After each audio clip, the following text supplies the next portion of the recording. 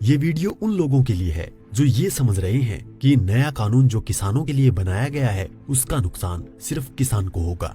जी नहीं, आप गलत हैं। अब मैं आपको समझा दूं, शायद आपको समझ में आ जाएगा। केवल एक सेक्शन बताता हूँ जिससे आपको पूरी कहानी समझ आ जाएगी। जो कॉन्ट्रैक्ट फार्मिंग है, उस कॉन्ट्रैक्ट फार्मिंग की धारा 3, उसमें जो एग्रीमेंट होगा किसान और व्यापारी के बीच में, मैं उसके बारे में बताता हूँ। आप समझ जाएंगे, उसके बाद कुछ बताने की जरूरत नहीं पड़ेगी। उस धारा 3 में लिखा है कि किसान और व्यापारी के बीच में एग्रीमेंट होगा। उसमें यह लिखा जाएगा, नंबर 1, किसान को अपनी जमीन पर कौन सी फसल उगानी होगी। नंबर 2, उस फसल का ग्रेड क्या होगा, स्टैंडर्ड क्या होगा और उसकी क्वालिटी क्या होगी।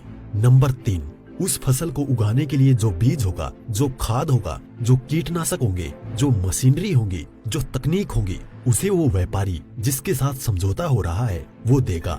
उसके बाद उसी एग्रीमेंट पर लिखा जाएगा उसकी कीमत क्या होगी। जो फसल उगाएगा, जब फसल पक के तैयार हो जाएगी तो किस कीमत पर व्यापारी खरीदेगा, ये भी लिखा जाएगा। साथ में ये भी लिखा जाएगा कि इस फसल की कितनी बार चेकिंग होगी। तो बोते समय जब फसल बढ़ रही होगी उस समय, और जब फसल कट के व्यापारी खरीदेगा उस समय, 3 समय उसकी चेकिंग होगी। अब मैं आपको समझाता हूँ एक बहुत मोटे से उदाहरण से। समझो, ये मानिए कि इस कानून के हिसाब से पूरे देश की जमीन, पूरे देश के जो किसानों के पास जमीन है, उसका जो व्यापारी है उनसे एग्रीमेंट हो गया। व्यापारियों से एग्रीमेंट होने के बाद सारी जो फसल है वो कहाँ जाएगी, व्यापारी के घर में। इसका मतलब ये हुआ कि सरकार के पास खरीदने के लिए एक दाना नहीं बचेगा। सारी की सारी फसल व्यापारी खरीद के ले जाएगा। और व्यापारी कितनी फसल खरीद सकता है, पहले उस पे प्रतिबंधता थी। अब आवश्यक पशु अधिनियम से वो बैरिकेड हटा दिए गए हैं। यानी कि जो एक लगा रखा था बैरियर कि इससे ज्यादा नहीं खरीद सकते, लिमिट लगा रखी थी, लिमिट को खत्म कर दी। इसका मतलब व्यापारी जितनी चाहे फसल खरीद के अपने गोदाम में रख सकता है। अब मानिए कि पूरी फसल किसान से व्यापारी के घर चली गई, तो आप थोड़ा सा पीछे आइए। 2013 में इस सरकार ने संसद में कानून बनाया था इस देश के गरीब लोगों के लिए। 82 करोड़ गरीब लोगों के लिए नेशनल फूड सिक्योरिटी एक्ट यानी राष्ट्रीय खाद्य सुरक्षा कानून के तहत 82 करोड़ लोगों को 3 रुपए किलो चावल, 2 रुपए किलो गेहूं और 1 रुपए किलो मोटा अनाज देना था।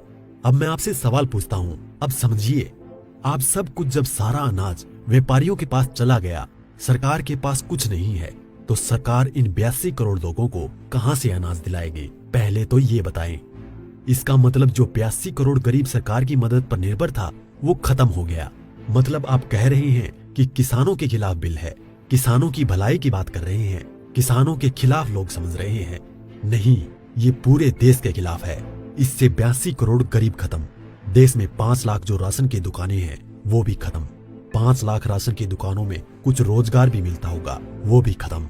अब इसके बाद आप आ जाइए कि जब किसान को सारी चीजें, जो खाद भी है, बीज भी है, कीटनाशक भी है, मशीनें भी हैं, तकनीक भी है, वो व्यापारी जिससे समझौता हुआ है वो ही देगा। तो जो व्यापारी ये काम करते हैं, कोई खाद बेचता है, कोई बीज बेचता है, कोई मशीन बेचता है, तो कोई कीटनाशक बेचता है, वो व्यापारी भी खत्म। तो आपने व्यापारी खत्म कर दिए, गरीब मजदूर खत्म कर दिए, और किसानों को आपने बंधक बना दिया, मजदूर बना दिया, गुलाम बना दिया। कैसे? अब मैं बताता हूँ। जब किसान की जमीन पर एग्रीमेंट हो गया तो किसान चाहकर भी अपनी जमीन में मानो मक्का बोए हुए है, मक्के से एक बूटा तोड़ के नहीं खा सकता। आज की तारीख में तो खेत में जाओ और एक नहीं 10, 20, 50 जितने बूटे तोड़ के खाने हैं खाओ, खूब सेक के रिश्तेदारों को भी ले जाओ। साथ में गन्ना अगर बो रखा है, एक गन्ना नहीं खा सकता। क्यों? क्योंकि व्यापारी से समझौता है। अगर एक गन्ना टूट लिया तो फिर उसके बाद व्यापारी से लड़ते रहो, आप एसडीएम के यहाँ, एडीएम के यहाँ। मतलब ये है कि अपनी ही जमीन पर किसान अपने लिए, अपने बच्चों के लिए अगर मन करता है, जो फसल किसानों ने उगाई है, किसानों की मेहनत है, उसमें से एक दाना नहीं ले सकता। ऐसे कानून का क्या करेगा किसान? और इस कानून ने व्यापारी खत्म कर दिया, इस कानून ने मजदूर खत्म कर दिया, और साथ में जो किसान है, किसान को इतनी भी मोहलत नहीं दी गई। आज की तारीख में तो किसान किसी भी जगह से दूर जाकर, यहाँ से ठीक नहीं मिला तो वहां से ले, वहां नहीं मिला तो वहां से ले, यहाँ से कम नहीं मिला तो यहाँ से ले। खाद और बीज अपनी मर्जी से ले सकता है, इसके बाद नहीं, इसके बाद तो व्यापारी ही देगा। इसका मतलब ये हुआ कि चंद व्यापारियों के हाथ में पूरा देश जाने वाला है। और जब व्यापारी के साथ में समझौता हो गया तो कोई भी बैंक किसान को लोन नहीं देगा। इसका मतलब ये हुआ कि अगर उसे पैसे चाहिए किससे लेगा? एक ही रास्ता बचा है, उस व्यापारी से।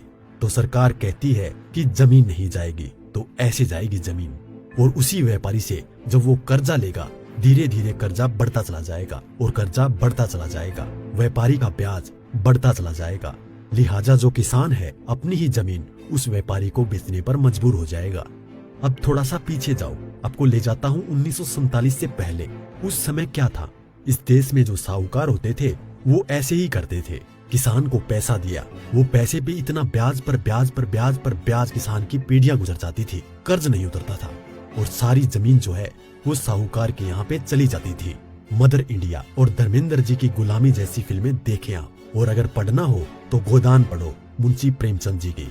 पहले वो अपनी ही जमीन पर बंधुआ मजदूर बनेगा, उसके बाद में अपनी ही जमीन बेच जाएगा। ये है इस कानून का परिणाम जो आगे तक नजर आता है। इसलिए ये कानून पूरे देश को तबाह करने वाला है।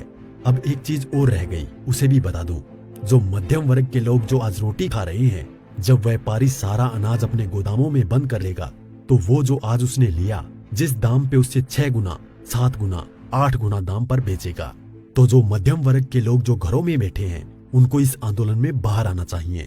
जो अनाज, ये आटा 20 रुपए से 25 रुपए 30 रुपए किलो मिल रहा है, वो ही इस कानून के लागू होने के बाद वो आटा, वो अनाज उन्हें 50 से 6 गुना दाम पर मिलेगा। 100 रुपए, 125 रुपए, 150 रुपए किलो मिलेगा। तो असर किस पे पड़ेगा?